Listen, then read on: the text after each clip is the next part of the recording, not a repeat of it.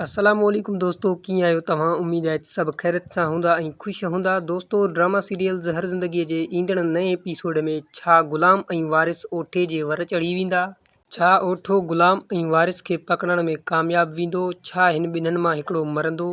छा ओठो अॻिते हली कमाल खान ऐं रबन सां बि गेम खेॾींदो, या रईस गफ़ार खान पंहिंजे ताक़त जो मुज़ाहिरो करे रबन जे साम्हूं अची पंहिंजे भाउ रईस कमाल खान खे बचाईंदो?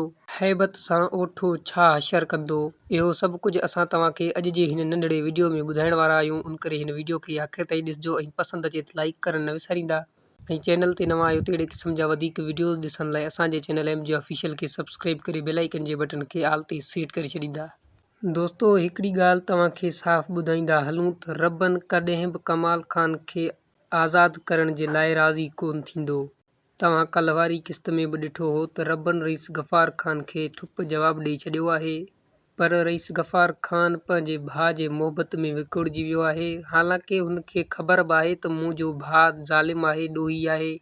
दोस्तों, रईस गफ़ार खान हाणे पंहिंजो ताक़त हलाईंदो, पर रबन बि ॿिए पासे सफ़ा छितो लॻो पियो आहे। ऐं रही ॻाल्हि जावेद ऐं गुलाम जी, त जावेद ऐं गुलाम खे ओठे वारा डोड़ाईंदा ऐं जावेद ऐं गुलाम जे मथां फायर बि कंदा ऐं इहे सफ़ा साणा थी वेंदा। दोस्तों, ओठे वारा हैबत खे ख़ासि नुक़सानु कोन पहुचाईंदा। रही ॻाल्हि आचर जी, त आचर खे मारण जो जेको प्लान ठाहियो वियो आहे, उन में आचर खे कुझु बि कोन थींदो। इहो प्लान हिननि जो नाकाम वेंदो।